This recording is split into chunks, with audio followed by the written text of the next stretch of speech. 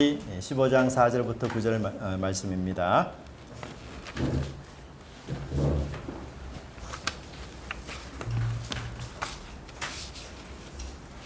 창세기 15장 4절부터 9절 말씀 한 절씩 교독하겠습니다.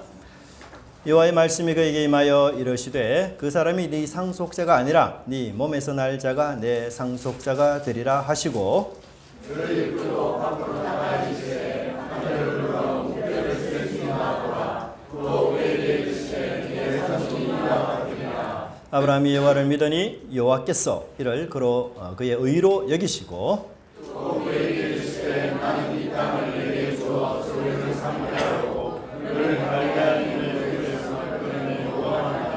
그가 이르시되 주 여호와여 내가 이 땅을 소유로 받을 것을 무엇으로 알리이까?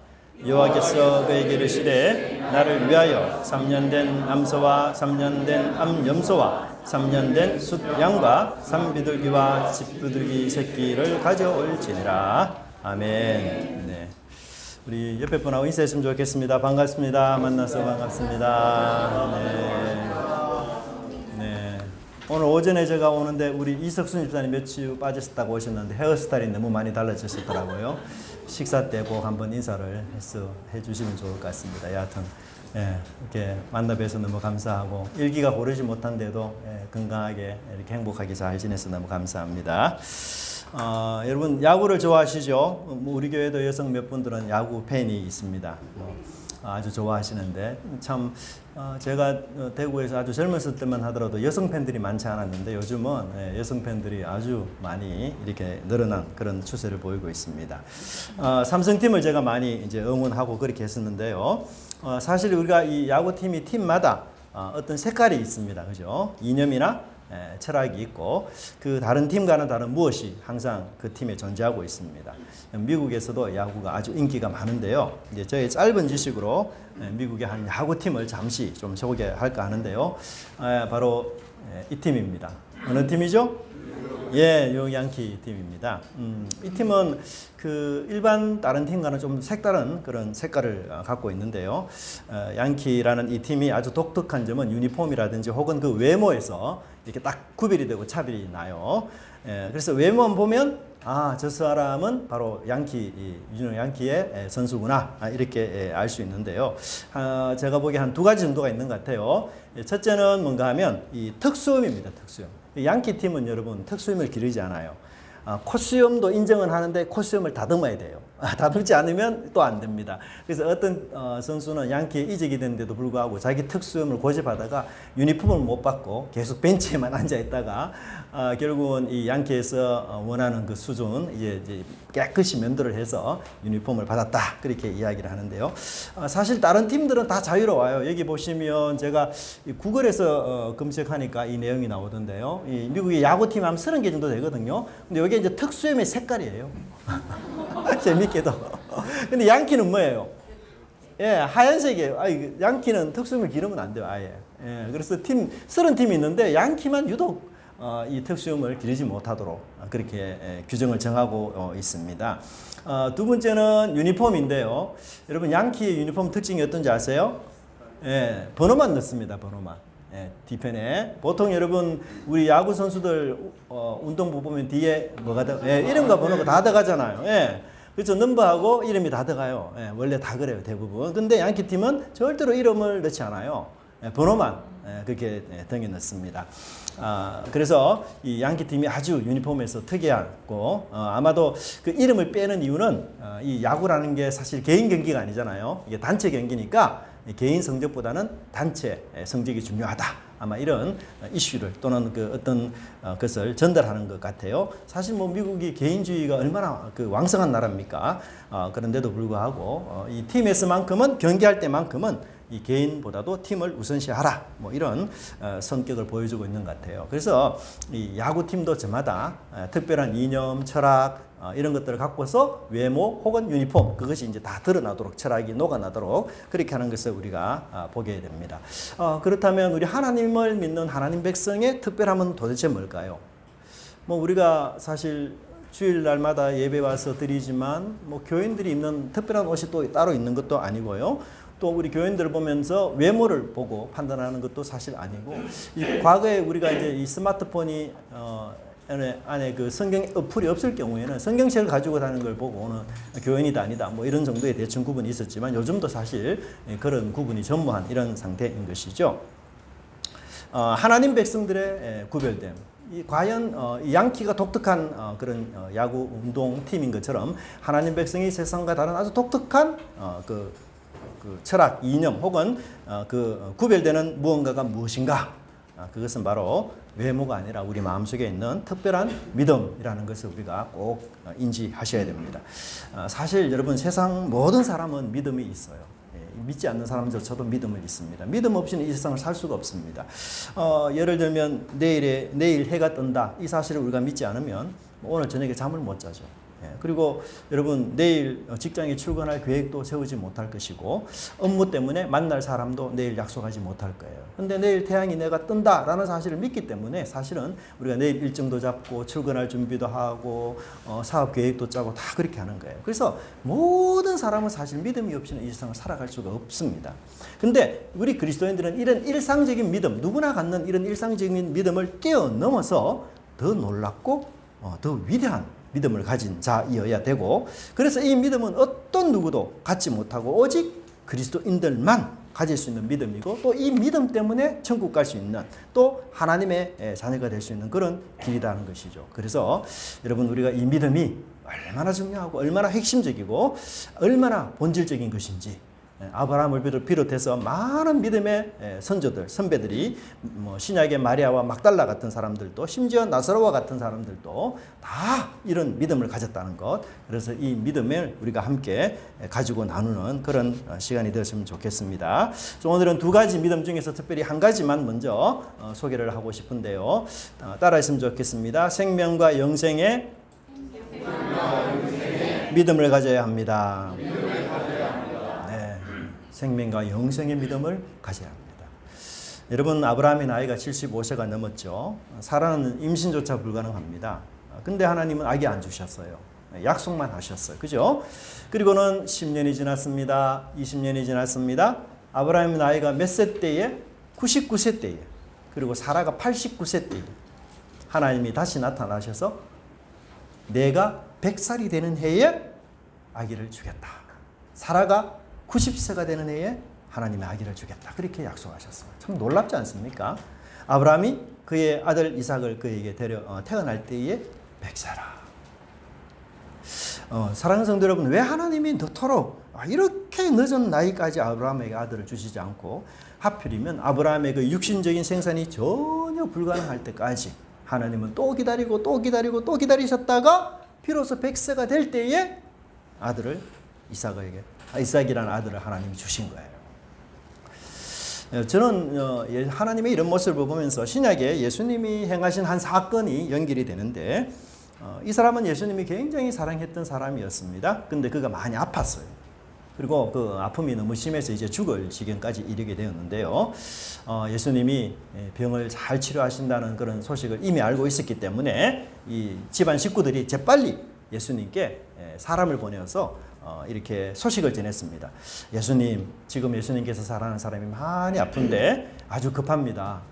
지금 죽을 위기가 다 다가왔는데 빨리 오셔서 예수님이 좀 기도해 주시고 치유해 주시고 회복시켜 주시면 좋겠습니다. 근데 사실 그런 정도의 예수님께서 사랑하는 사람이라면 급히 와야 되는 거 아니에요? 근데 사실 예수님은 이틀이나 그곳에 더 머물렀어요. 그리고 이틀을 지체하는 사이에 그 사람이 그만 죽고 말았습니다. 그 사람이 누구죠? 네, 바로 나사로였어요.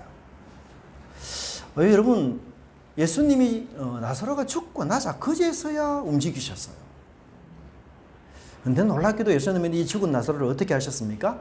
무덤에 가셔서 이 죽은 나사로의 이름을 부르시면서 그를 소생시켜 주셨던 것이에요. 그래서 예수님은 이 사건을 통해서 죽음을 이기신 분이시고 사망 권세에 사로잡혀서 이제 죽을 수밖에 없는 이 인생, 그 인생에게 생명을 주기 위해서, 영생을 주기 위해서 오신 분이라는 사실을 성경은 이야기하고 있습니다. 사실 예수님은요, 이 나사로가 죽기까지 기다리셨어요. 그쵸? 이틀을 더 머무셨습니다. 굉장히 비정해요. 굉장히 야속해요, 어떤 때는.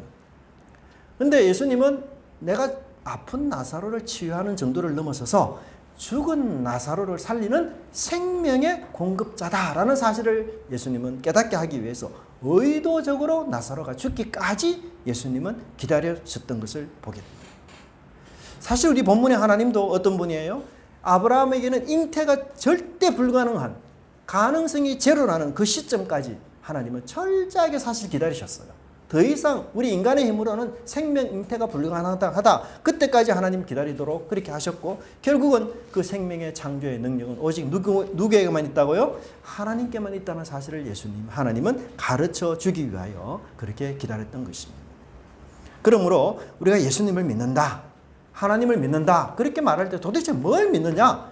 하나님은 생명을 창조하신 분이요, 하나님은 자신을 믿는 자들에게, 자녀들에게 하나님의 생명을 나누어 주시고 하나님의 생명을 선물로 우리에게 주시는 분이라는 사실을 우리에게 알려주시는 거예요.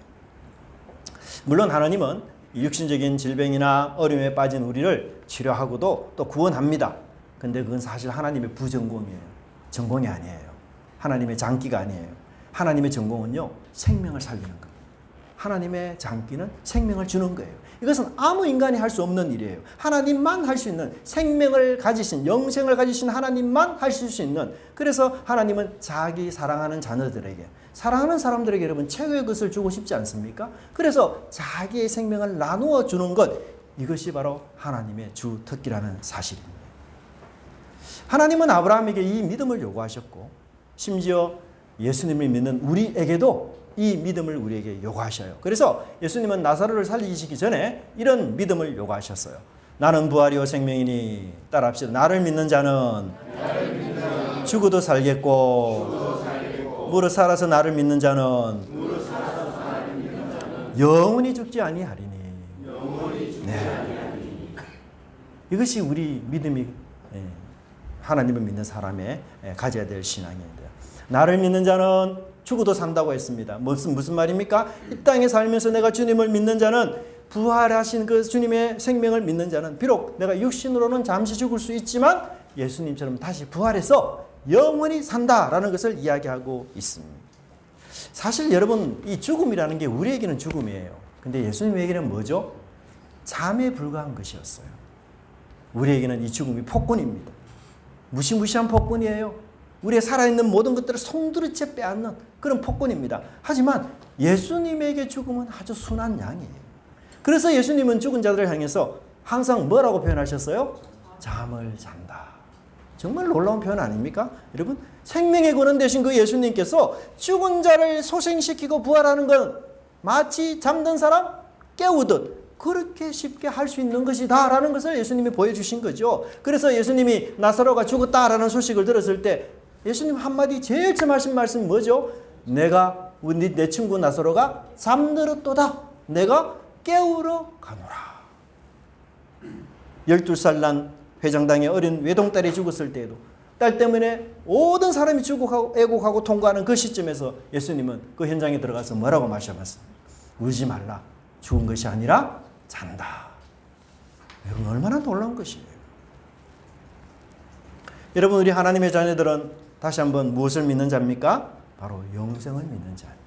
하나님의 생명이 내게 있다는 사실을 믿는 자입니다. 예수님께서 십자가를 위해서 나를 죄신하여 하나님의 진노와 저주를 다 짊어지셨기 때문에, 그 은혜 때문에 그것을 믿는 자들에게는 죽어도 살고 영원히 죽지 않는다는 부활의 믿음, 그 생명의 믿음을 우리가 고백하는 것. 이것이 바로 예수 그리스도를 믿는 자들이 가지는 유일하고도 독특한 믿음이어야 한다는 것입니다. 여러분, 이 믿음 없으면요, 우리 의롭다함을 얻지 못해요.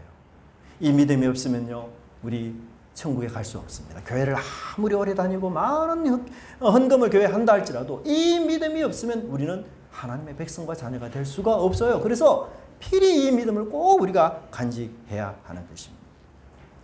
여러분, 사람들이 착각하는 게 뭔가 하면요, 대부분들이 이 생명을 연장하기 위해서 사람들은 먹는 것을 찾아요. 그래서 이 영생이라는 것은 먹는 것에 달려있다 이렇게 생각을 합니다. 그래서 이 사람이 누군가 하면은 중국의 진시황입니다. 진시황. 불로장생, 불로초를 생각하면 생각나는 인물이 바로 진시황이에요. 이 진나라를 세운 첫 번째 황제 진시황은 의지가 굉장히 강한 사람이고, 여러분 지금 우리가 중국을 영어로 차이나 이렇게 부르잖아요. 그 차이나가 진에서 나온 단어예요. 그러니까 진 나라가 중국의 모델이에요. 모델적인 나라예요. 그만큼 이 진 나라의 위력이 대단했고 중국의 이상이 진 나라를 다시 회복하는, 꿈꾸는 그런 이상을 갖고 있다. 그렇게 말해도 과언이 아닐 겁니다. 이 진시황은 자기 의지를 동원해서 이 통일 나라를 세웠고 글자와 화폐를 통일해서 도로를 만들었습니다. 정말 무소불위의 권세를 휘둘렀고, 그래서 막강한 권력을 가지고 중국을 통일했고, 그런데도 불구하고 절대로 자신의 힘과 지혜와 뜻대로 명령대로 되지 않는 단 한 가지 문제가 있었는데, 그것은 바로 건강이었어요. 영원한 삶이었습니다. 그것만큼은 절대로 자기 손으로 잡을 수가 없었던 것이에요. 그래서 그의 건강 관심에 대한 것이 40세부터 벌써 건강에 대단한 관심을 가져서 불로장생의 약을 전국 방방곡곡에 다 보내서 사람을 찾았고, 몸에 좋은 것이라면 여러분 전부 다 섭취했던 그런 사람이었어요. 근데 몇 살에 죽은지 아세요? 50살에 죽고 말았어요. 저보다 더 일찍 죽고 말았습니다. 죄송하죠. 여러분 진시황이 죽은 이유가 뭐냐? 원인이 분명하지는 않지만 가설이 있는데, 그 가설이 바로 수은 중독이에요. 수은 중독. 불로 불사에 집착한 이 진시황은 수은을 양약으로 생각을 했어요. 근데 여러분 소량의 수은을 섭취하면요 일시적으로 피부가 아주 팽팽해진다고 합니다. 그래서 시황제가 이것을 보고는 야, 수은이 건강과 불사에 효과가 있구나 이렇게 생각하고는 그가 매일매일 조금씩 이 수은을 먹고 또 몸에 바르고 그렇게 했어요. 피부 좋아진다고 수은 바르지 마십시오, 여러분. 근데 이 수은에 여러분 오랫동안 노출이 되면요 신경계에 독성 영향을 미쳐서 언어, 운동장애, 우울증, 의욕 상실 등으로 이어지고요. 이 중독성도 있는데 지속해서 이 수은을 계속해서 몸에 바르게 되면 정신착란, 기억상실, 환각, 사지마비, 심지어는 장기 손상까지 이어진다고 해요. 그래서 이 진시황이 사실은 굉장히 총명했던 왕인데요. 말년이 될수록 수은을 많이 이렇게 섭취할수록 기행, 폭정, 폭군 이런 형태까지 보였고, 심지어 미신까지 믿었습니다. 그래서 미신에 빠져서 결국은 그가 마지막 운명을 달리하고 말았던 것입니다. 저는 진시황의 이런 모습을 보면서 우리 피조물인 인간이 이 제한된 수명을 인정하지 않고 이 불로장생을 꿈꾸면서 결국 미신에 빠져 정상 사람보다 더 일찍 망가져서 그렇게 죽는다라는 생각이 들었습니다. 최근에 여러분 우리 과학이 어느 정도까지 발달이 됐는가 하면 인간이 가지고 있는 이 줄기세포 있죠? 원형세포라고 할 수 있는 이 줄기세포를 이용해서 우리 인간의 그 노쇠세포를 다시 되돌려요. 그래서 아주 젊음과 이 건강을 유지할 수 있는 이런 개발까지 지금 하고 있습니다. 뭐 영생까지는 불가능하겠지만 젊음이 계속해서 유지될 수 있다. 그렇게 과학자들이 또 이야기를 하고 있습니다. 정말 여러분 믿음이 없는 이 세상은 어떤 것으로 영생을 얻으려고 합니까? 먹는 것을 통해 얻든지 줄기세포를 찾아서 영생을 얻으려는 그런 연구 개발을 통해서 영생을 얻으려고 꾸준히 노력하고 있어요. 하지만 여러분 죽음은 무엇으로 말미암아 일어났습니까? 죄의 때문에 일어난 거죠. 죄의 삭선 사망이요. 그래서 여러분 죄를 인간이 근본적으로 해결하지 않고는 죽음을 이길 수가 없습니다. 죄가 주는 이 죽음의 저주를 이기시고 부활하신 그 예수님을 우리가 믿을 때만 비로소 부활의 생명을 얻게 되는 것입니다. 여러분 이 믿음 꼭 붙잡으시기 바랍니다. 절대로 이 믿음 놓치지 마시기 바랍니다. 여러분 예수님께서 기껏 인간의 생명 조금 연장해 주기 위해서 아픈 사람 그러니까 아픔을 조금 이렇게 고쳐주기 위해서 통증을 조금 완화해 주기 위해서 여러분 그렇게 그걸 하기 위해서 이 세상에 온 게 아니에요. 인간이 잠시 병에서 노인받을 수 있지만 결국은 다 죽게 되지 않습니까? 예수님이 조금 인간의 삶을 그냥 조금 더 낫게 하기 위해서 그냥 십자가에 달려 하나님의 진노와 저주를 받은 게 결코 아니에요. 여러분 만일 우리가 예수님을 그렇게 생각하면 정말 그것은 하나님과 예수님의 능력을 무시하는 게 돼요. 믿는 게 아니고 무시하는 것. 여러분 인간의 생명을 조금 연장하는 것, 인간의 삶이 조금 나아지는 것, 의술로도 충분히 가능해요. 의술로도. 여러분 제가 작년 이맘때 왔을 때하고 지금 저의 모습이 좀 다르다는 느낌이 없었습니까? 없습니까? 네. 제 머리카락이 많이 자랐습니다. 예전에는 제가요, 이 고개를 이렇게 숙이면 정수리 부분에 머리카락이 없어서 고속도로가 됐거든요. 근데 머리카락이 조금씩 자라기 시작했어요. 예. 그래서 이 황량하고 허벌판이던 곳이 조금씩 이제 덮이기 시작하고 있어요. 놀라운 일이죠, 여러분. 기도해서 그럴까요? 아니에요. 스트레스를 덜 받아서 그럴까요? 아니에요. 여러분, 머리카락 유전이라고 하잖아요. 제 아버지도 보면 사실 머리카락이 없어요. 대머리에. 우리 삼열이도 참 위험한데. 그러니까 저도 그 길 따라가지 않겠습니까? 제가 아주 잘 아는 우리 그 교회 선배 한 분 계셨는데요. 죄송하지만 그분 형제들이 다 대머리예요. 그래서 결혼식이 있어서 축하하러 갔는데 이렇게 양가 쪽에서 이렇게 사진을 찍는다고 이렇게 서 있는데 이쪽은 전부 대머리세요. 다. 그래서 막 휘황강차가 막 찬란하게 빛나고 있고 아, 이게 참 유전이구나. 제가 그 생각을 들었는데 제가 지금 그 길을 역행하고 있어요. 야, 참 놀라운 일이죠. 예. 근데 이유가 뭐냐? 머리카락 나는 약을 먹고 있어서 그렇습니다. 제가 4월 9일부터 먹었거든요. 그래서 매일 예, 제가 지금 약 선전하기 위해 나온 게 아니에요. 매일 여러분 하루에 딱 한 번만 아주 간단하게 먹으면 되는데요. 그것 때문에 제가 조금씩 나기 시작했어요.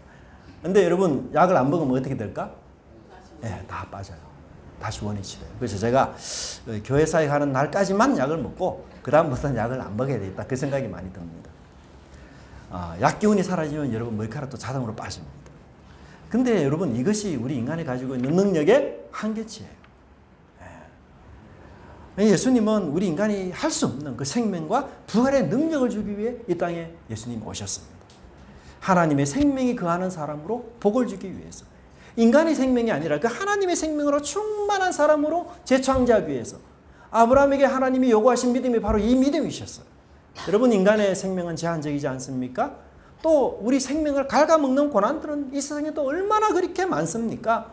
이 고난과 역경 때문에 우리 인간의 생명은 더더욱 짧아지고 있습니다. 우리 몇 달 전이죠.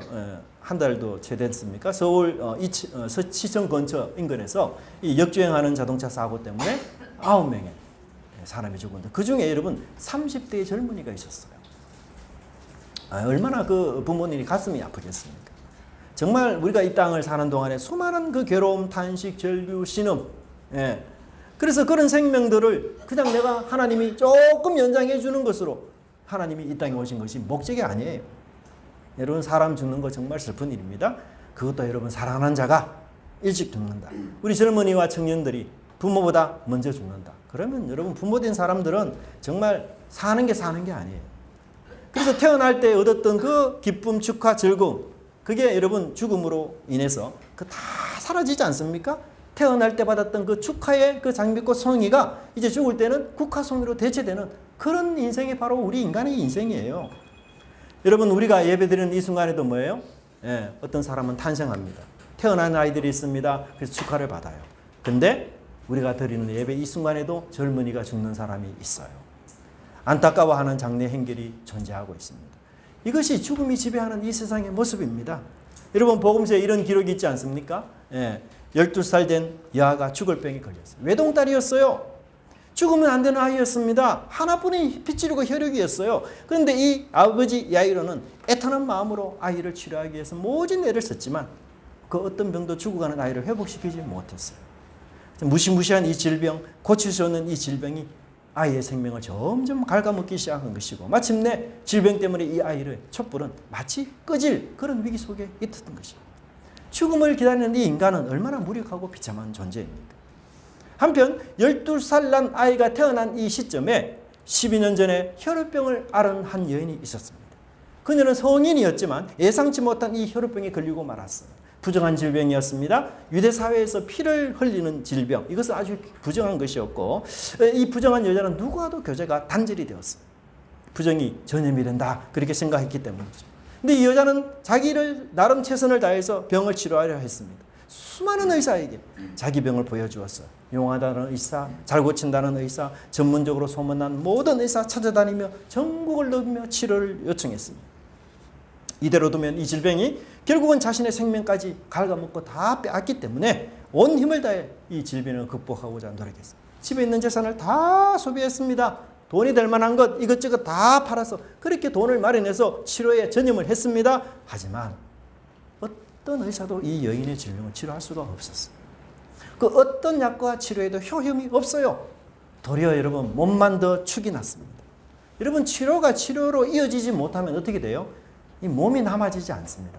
그렇잖아요. 우리 병원에 가서 여러분 진단받고 사진 찍고 하는 거 보통 고액이 사실 아니거든요. 예. 몸이 굉장히 많이 쇠약하고 나약해집니다. 치료 때문에 재산이 소비되는 만큼이나 몸도 축이 나고 병약해진 그런 몸이 되었어요. 그래서 이 치료 불가능한 병 때문에 마음도 몸도 모두 만신창이가 되었고 이 여인에게 사는 것이 더 이상 사는 것이 아닐 그런 상황이었어요. 여러분 죽지 못해 사는 인생 그게 어떻게 행복하다라고 말할 수 있겠습니까? 참 놀라운 것은 12년 전에 야이로는 자신의 외동딸이 태어난 기쁨을 감추지 못했어. 정말 너무 온 가족이 기뻐했어요. 근데 바로 그 12년 전에 똑같은 시기에 한 여인은 혈우병의 불치병이 시작이 되었어요. 두 여인의 운명이 이렇게도 다릅니다. 탄생한 여인은 가족과 마을의 기쁨이 되고 온 친척이 찾아와서 가족과 아이를 축복하며 축하해 주었어요. 하지만 바로 그 시간에 다른 한 여인에게는 절망이 시작되는 시간이었습니다. 예고도 없이 찾아온 이 질병 때문에 피가 멈추지 않는 이 혈우병 때문에 그녀의 일상이 완전히 무너진 것이죠. 행복은 사라지고 이제는 삶이 전쟁터였어요. 질병과 싸우는 외롭고 고독한 처절한 싸움이 시작이 되었어요. 병이 없고 건강할 때는 그렇게도 친하게 함께 지냈던 그 친구들이 병들고 나니 이제 부정해졌다고 하면서 외면하고 저주받은 그 여인들을 다 떠나고 말았습니다. 냉대와 인간 이하의 대접을 받았던 것이었어요. 병들어 보니 죄인 취급이 어떤 것인지를 그제서야 알게 된 것이었습니다. 주변 많은 사람들이 이 여인을 지음으로 생각하고 아무도 이 여인을 가까이 하지 않았습니다. 혈우병 걸린 이 여인의 인생은 그 병으로 인해서 자기 인생이 완전히 무너진 것이에요. 그 여인의 아주 힘찬 생명력, 그것은 혈우병으로 말미암아 산산조각이 나고 말았습니다. 여러분, 두 여인은 결국 동일하게 운명을 맞이하고 죽음을 향해 가고 있습니다. 이것이 인간의 운명입니다. 죽음에서 벗어날 수 있는 인간은 존재하지 않습니다. 삶이 괴로우니, 삶이 고해와 같으니 그냥 있는 대로 삽시다. 그런 뜻도 아니고요. 어차피 죽을 인생이니 그냥 이 세상 마음껏 즐기면서 한번 살아봅시다. 그것도 아니에요. 질병이 있지만 하나님은 우리 삶을 충분히 아름답게 또 해주셨어요. 비록 죄가 있지만 우리 삶에서 여러분 행복과 보람과 즐거움과 기쁨을 누리도록 하나님이 그렇게 또 멋지게 만들어 주셨어요. 그래서 우리 인생, 우리 삶은 선물입니다. 그런데 문제는 죽음이라는 이 폭군 앞에서 우리의 선물이 모조리 송두리째 다 삼켜버린다는 것입니다. 여러분, 하나님의 아브라함을 왜 부르셨을까요? 그냥 자손 많이 낳게 하고 땅 많이 주겠다. 그게 궁극적인 목적이 아니에요. 하나님이 원하신 본질적인 목적은 내가 나의 생명, 영원한 생명을 내가 너에게 주겠다. 이 영원한 생명으로 말미암아 너는 이제 죽음을 이길 수 있는 사람이 된다. 이 세상의 어떤 질병도 이길 수 있는 생명력을 내가 너에게 주겠다. 그래서 불패, 불멸의 생명, 그 생명을 내가 너에게 주겠다. 하나님이 그 생명을 주기 위해서 우리를 부르신 것이에요. 여러분, 하나님은 우리를 너무나 사랑하시는 분이에요. 우리가 자녀를 사랑하는 것보다 하나님 우리를 더 사랑하시는 분이에요. 근데 그런 하나님이 우리를 자녀로 삼으셨을 때 하나님 어떤 선물을 주겠어요? 하나님이 줄 수 있는 최고 최대의 선물을 주지 않겠어요? 자녀 앞에 선물을 망설이는 사람, 아버지, 부모 없어요. 하나님이 주고 싶은 최고 최대의 생명, 선물이 뭐겠습니까? 그것은 바로 하나님의 생명인 것이에요. 여러분, 만일 우리가 우리 죄를 위해서, 나의 죄를 위해서 죽으신 그 예수님을 3일 만에 부활시켰다는 그 하나님을 믿게 되면은 그 부활의 생명, 하나님의 생명이 우리 인생을 지배해 주겠다 약속하셨습니다. 그 약속을 믿는 여러분 되시기 바랍니다. 그 약속을 믿고 우리는 하나님의 생명으로 힘차게 기쁨으로 살아가는 저와 여러분이 되길 바랍니다. 여러분, 생명이 있는 곳에 항상 있는 게 뭘까요? 생명이 있는 곳에 항상 생명과 함께 악수하는 것이 있어요. 그게 뭔가 기쁨이에요. 생명이 있는 곳에는 항상 기쁨이 넘칩니다. 그래서 사라가 자기 아들을 낳고 난 뒤에 하나님이 내게 뭘 주셨다? 이삭을 낳고 뒤에 뭘 주셨다? 웃음을 주셨다. 없는 기쁨도 솟아나게 하는 게 생명이에요. 여러분, 영원한 생명, 불멸의 생명, 불패의 생명을 우리가 받았어요. 그러니 어떻게 살아야 되겠습니까? 기쁨으로 살아가야 돼요. 우리는 하나님의 생명을 받은 자입니다. 하지만 우리가 이 땅을 살아갈 때 우리 생명을 갉아먹고 우리 생명을 빼앗으려고 하고 우리 생명을 꺾으려는 것들이 넘쳐납니다. 하지만 하나님은 더 이상 우리 생명을 빼앗을 수 없도록 우리를 하나님의 생명으로 무장시켜 주셨습니다. 부활의 생명으로 전신갑주를 주셨습니다. 그러므로 우리가 그 사실을 믿고 확신한다면 이 세상을 어떻게 살아가야 될까요? 기쁨으로 살아가야 돼요. 부활의 생명, 불패의 생명, 불멸의 생명이 없는 자들과 달리 기쁨과 즐거움과 감사함 가운데 살아가는 저와 여러분의 삶이 되기를 간절히 바랍니다. 그리하여 어떤 여건과 고난 속에서도 결코 사라지지 않고 오히려 이기는 이 부활의 생명이 저와 여러분 속에 있음을 믿고 또 기뻐하고 또 기뻐하며 또 감사하며 또 감사하는 한 주일 보내시기를 간절히 바랍니다. 기도하겠습니다. 하나님 감사합니다. 저희들에게 이 놀랍고 위대한 하나님의 생명, 영원한 생명, 부활의 생명을 주시니 감사함을 드립니다. 우리 인간의 아름다웠던 모든 것들도 실상 아버지 하나님 병듦과 연약함과 무지함 때문에 다 무너지고 다 망가지지만 그러나 하나님 우리에게 가장 좋은 선물 하나님의 생명, 불패와 불태의 생명을 우리에게 하는 불멸의 생명을 우리에게 주셔서 이 세상 살아가는 동안에 하나님의 그 생명력으로 우리가 기뻐하고 감사하며 살아갈 수 있도록 길을 열어주시고 답을 주시니 참으로 감사함을 드립니다. 우리가 이 놀라운 생명 받았사오니 하나님 이 생명 가지고 저희들이 한 주간도 기쁨과 감사함으로 어떤 역경과 고난 속에서도 저희들이 웃음 잃지 않고 사라처럼 하나님이 내게 이삭을 주셨으니 내게 웃음을 주셨도다 그렇게 고백하며 기쁨으로 나가는 저희들 삶 되게 하여 주시옵소서. 감사드리고 예수님 이름으로 기도드리옵나이다. 아멘.